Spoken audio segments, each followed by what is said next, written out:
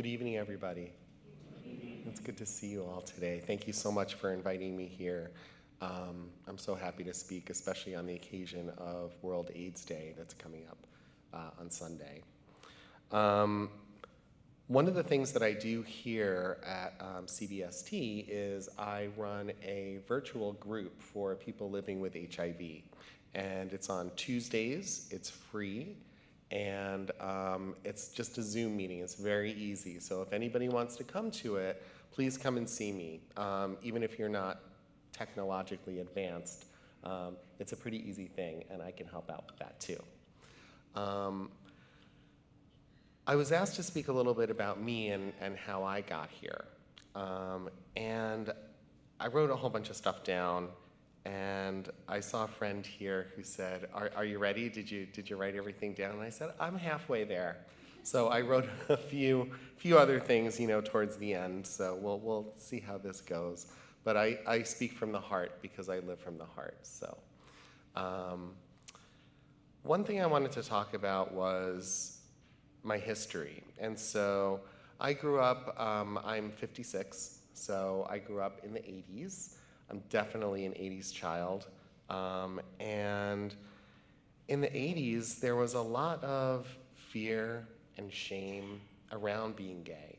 And I went to a fancy private school up in Westchester, and while I loved every single second of it, the administration was really not very too keen on gays. I wasn't out then, but it seemed to be fairly well known by people that were older than myself that I must be gay. I hung out with all the girls, never had girlfriends. It's pretty typical now that I say it out loud. But it was pretty scary. And then I went to college, and I was diagnosed in 1988 when I was 20 years old with HIV. And the person that diagnosed me said, you should really get your affairs in order and get a doctor and, see what you can do. And I totally went into denial. It's like it went in one ear and out the other. I guess I could not handle it at all. I was in Boston, away from my family. I was so shy. I wasn't out about being gay. I wasn't out about being anything. I just wanted to be normal. And I just wanted to be like everybody else, or who I thought was everybody else. So I didn't do anything about it. I had a great time in the early 90s after graduating from Boston University. And then in about 1994, 1995, I started to develop this cough, which you can all guess turned into PCP pneumonia, which unfortunately, a lot of people passed away from. Luckily, I didn't, and I got better. And I was taking AZT, but only for a short time, because very soon after I got better, protease inhibitors came out. Before that, though, I was on some medications that really gave me pretty severe neuropathy in my legs, and so my legs have been a problem ever since. Story to be continued in a couple of minutes. Oops, blank screen. So I didn't tell anybody about this. I was still a scared little boy, really, at the core of who I was. So I called my brother and told him to tell my parents. And my brother came right down, and I was admitted to the hospital after I got back from this fabulous vacation in the Caribbean. It was really warm, but I was so sick that I was freezing cold the whole time. So I was in the hospital with PCP pneumonia, got out, developed this other thing called MAC, which is an infection. It's an opportunistic infection, which is very similar or a cousin to tuberculosis. So then I was in isolation for a while, then I got better, then I got out, then I went to the AIDS walk in 1995, and that was the last time I actually saw my dad, because he died from suicide a few weeks later. So, and I remember telling or asking my mom about the voicemail that I left on the answering machine with the good news about my labs. You know, they went up, they went down, you know, it was weird times, but there was some good news, and I was like, hey, Dad, you know, guess what? And she said he never heard it, so that was sad. But he is all around me tonight, I'll tell you that. His name was Arthur, and so Arthur was said tonight many times. And so he is right here with us, and that is really cool and brings me so much comfort and joy. So, you know, I wanted to live a regular life, and I wondered, how is AIDS going to change my relationships? My relationships with my friends, family, with romantic partners. What was I going to do? So, what happened was I found community that I never knew was around because I was just young enough to not be in the thick of it. I was like 1 or 2 years younger than people in ACT UP and all that kind of stuff. Plus, I really didn't want to be associated with that because I was so scared. So what happened was I found this group through Body Positive that met at the LGBT Center. And the group was called Young, Gay, and HIV Positive. And boy, did that group save my life. Holy moly. I met so many wonderful people in there. We talked about so many different kinds of things. And I modeled the group that I run today for CBST after that group. That's how important and vital it is to everybody, not just the people that attend, but the people that know these people. In the group that I run at CBST is a fellow, a friend, that I met at that original group in 1995 at Body Positive. And so that is a long-term relationship with a fellow brother living with HIV that who would have thought 25, 30 years later that we would still be together, still chatting and talking about our lives. I dated a little bit, and you know, I had the 3-date rule.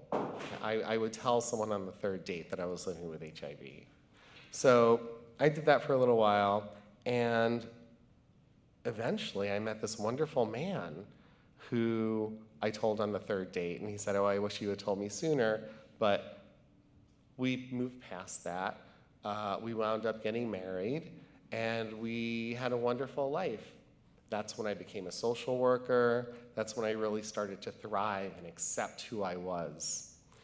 And eventually, though, we got divorced because we decided that marriage wasn't for us. We were better being friends, and we still are. We're best friends today.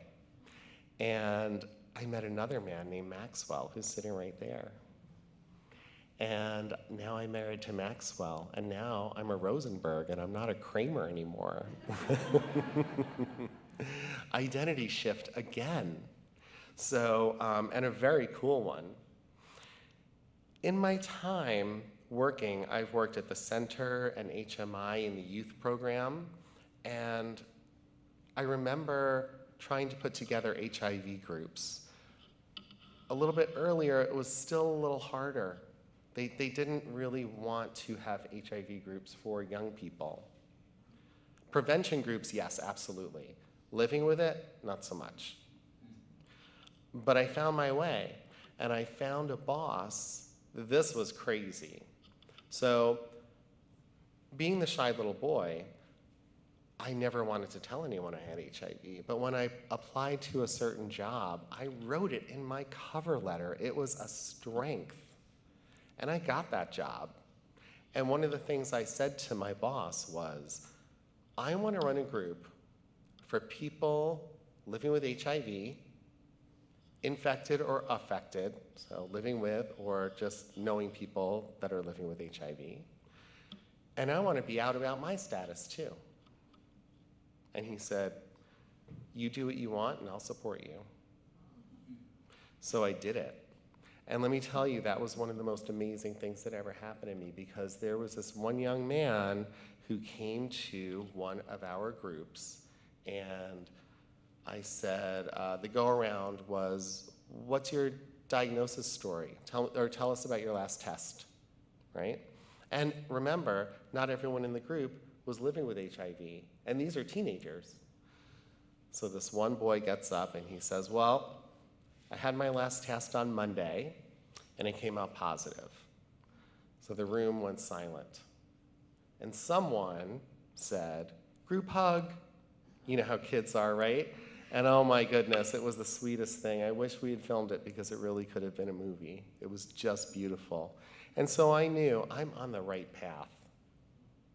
If I can help create and support communities like this, then that's where I want to be. And then as we go along, we think about identity and community and how that all like mixes together. Someone asked me, well, more than one person asked me if I was nervous about talking tonight. And yeah, sure, a little bit, because I'm not a public speaker, but I've talked in front of groups before. But as I'm sitting here listening to services, thinking about my dad, hearing the beautiful music, hearing you speak and give your sermon, I feel totally comfortable. You guys are my community. You know, my community is downstairs on that quilt. My elders are in this room. Younger people are in this room. You all matter, and you all are part of the HIV and AIDS community, and I want to thank you for being part of that community. There's still a lot of stigma and fear out there. I can tell you that if you go downstairs afterwards, you will see on that quilt that there's a new person that is listed. So people are still passing away from AIDS-related complications, or if not specifically AIDS-related complications, a life that has led to something else that maybe has gone wrong. So we need to keep fighting. We need to keep knowing that this is our community. And we need to get rid of the fear and the stigma. And we need to hug and love each other. There's a few things to remember. U equals U. Undetectable equals untransmissible, like somebody else was saying up here tonight. If a person living with HIV has less than 200 copies of HIV as their viral load for over 6 months, they cannot transmit the virus. This is a beautiful thing. We have PrEP, which the rabbi talked about before, right? There's so many ways to love and enjoy and have pleasure safely and lovingly. And we can all make that happen for ourselves and for the generations that come after us. Another thing I do, because I just love being part of these communities, is I've accepted a board member position at this group called the Positive Alliance here in New York City. And that group brings community together by having a monthly meetup at one of the local bars. And there's also a virtual game night. And it's a beautiful thing. And we get a little bit of a different crew than people that might come to the CBST virtual group. Because I feel like even though we're all part of the same community, people need different outlets. People need to feel comfortable. And so that's what I hope for everybody, to feel comfortable and hopeful and joyful in their own skin and in their own diagnosis and in their own ability to give and receive support and care. Because we're all part of this, and we can't get out of it without everybody's help. We all know this. So what I'd like everyone to remember is hope, that there's a lot of hope, and to say thanks that all of the people that we think about that aren't physically present with us here today, they're all here with us in our minds and our thoughts and in our songs and in our quilts. Thank you so much.